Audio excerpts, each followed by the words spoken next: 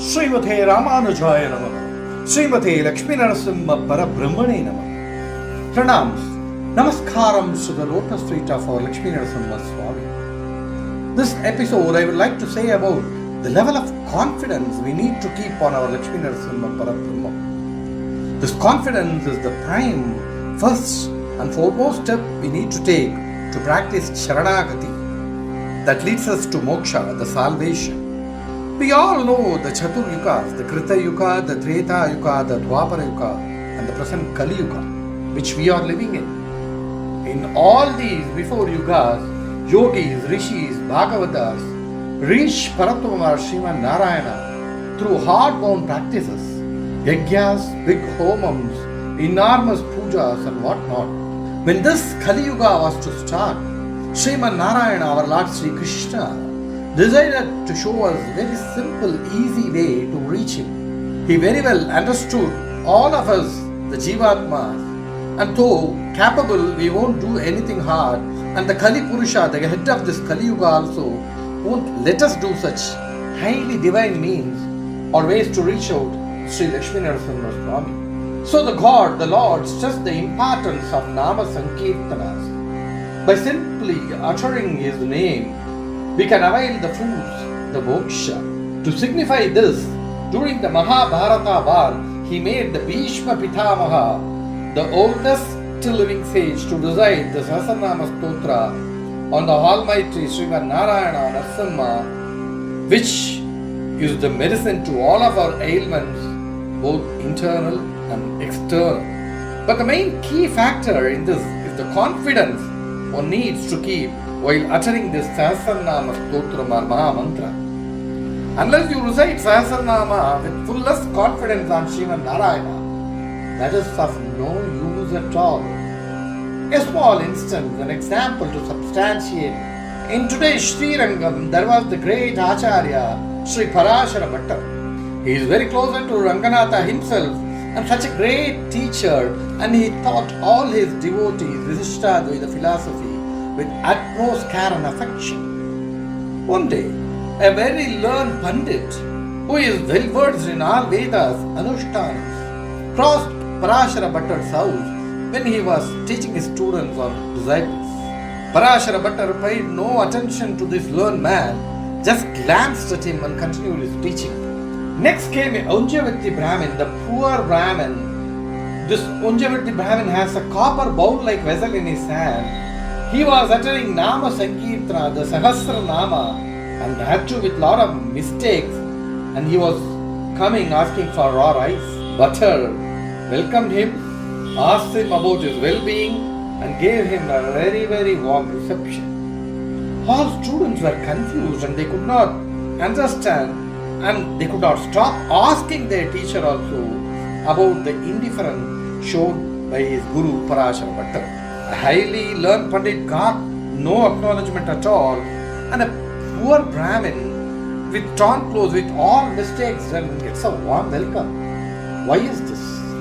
Now, Parashara Bhattar told them, okay, let us see the scene tomorrow. The next day, the Pandit came the same way. Bhattar invited him into his house, received him and told him to sit down. Now Bhattar asked the learned Pandit, Swami, I have a long pending question to ask you. You are highly learned, well versed in all nooks and corners of Vedas and Shastras. Can you please ascertain who is the ultimate, the Paratvam, the giver of moksha or salvation? Now this learned man, the Pandit replied, oh, that's what I am trying to establish and find out my whole lifetime. I am still full of doubts, I am confused finding an answer because I am reading and gathering lot of texts and materials. Now, Parashara Bhattar gave him a warm send-off and waited for the poor Brahmin to come. The alms-seeking Unjavati Brahmin came in, and Parashara Bhattar, as usual, gave him a very warm reception. The Brahmin, in turn, was shivering as he thought such a great person like Parashara Bhattar daily invites him, receives him, acknowledges him. Now Bhattar put before him the same question, Swami, who is the ultimate, the giver of moksha or salvation? This Brahmin who was shrunk got up with full vigor and got angry. Oh, I thought you know everything and you teach your students beautifully. After all, don't you know that Sri Ranganatha here is the ultimate? You don't even know he is capable of granting you moksha, salvation. Without knowing this, are you teaching your disciples? That's of no use. He got up through his copper vessel towards the wall and went away. Now the disciples were stunned at his level of confidence on Ranganatha. Bhatter said, "See the utmost confidence in Ranganatha our Lord. There is no need of performing any amount of yagas, homams and unlimited reading of any text without your trust on the Almighty. Likewise, we all know nothing. We may not have any proper knowledge on any of our Nrusimha Prabhavam, but like Prahlada, just if we have the utmost trust and highest confidence on Nrusimha Swami, we are all bound to reach the lotus feet of the Lord. Confidence is the first step to Sharanagati. Jai Nrusimha, Jai Sri Narayana. Next, we get into the Nrusimha temple of this week. The first temple is Polur, Lakshmi Nrusimha temple, a Swayambhu Kshetra where Lord Nrusimha came up himself. It is located at the top of Sambatgiri hill in Polur of Tiruvannamalai district, near Tiruvannamalai itself. The hill carries the name of Sambatgiri, the mountain of wealth. Lord Nrusimha here gave his Anugraham and Darshan to Kalastya and Pulastya Rishi, who are brothers.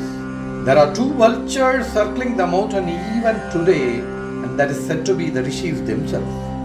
The presiding deity is Swayambhu Sri Lakshmi Nrusimha Swami with Kanagavalli Thayar his consort. There are two holy water streams and a beautiful cave where Sri Jnanananda Swami and Siddhar Vithoba used to meditate before. The Divya Kshetram near Tiruvannamalai to have a holy darshan of our Nrusimha Swami. Next one is Tiruvadikai Sayana Nrusimha Perumal temple. Here the main deity is Sayana Narayana, the Shara Narayana, but Lakshmi Nrusimha is seen in a reclining Shayana Tirukolam, never seen anywhere. Located 3 kilometers east of Pandrutti is this temple that dates back to thousands of years. There is a reference of this temple even in Brahmanda Purana. Lord Shiva got his bow from Perumal, hence the Tiruvadikai temple Lord is called as Shara Narayana. The main deity is seen with only one consort in Kalyana Tirukkolam. It is said Arjuna, after Mahabharata war, visited here. The reference for this Sayana Nrusimha temple in a reclining sleeping posture is in Narasingha Puranam also. You must see Lord Nrusimha temple in Sayana Tirukkolam. And this episode, a very important mantra from Vishnu Sahasranama. When Devi Parvati questioned Lord Shiva, which is the name, Nama, that is uttered so important, or which name washed off all our sins and misdoings, Lord Shiva replied, uttering the following Nama 3 times daily washes off every single sin, the papa done by us, not only in this Janma, even in the Janmas before. Sri Rama Rama Rameti Rame Rame Manorame Sahasranama Tattulyam Rama Nama Varanane. He says, in chanting this Ramanama again and again, you can discover the joy. His one name, this Ramanama, is equal to the Sahasranama, 1,000 names of Mahavishnu. At least let us all recite this name 3 times daily and wash away all sins and misdoings. Srimate Nihavanta Mahadeshikaya Namaha.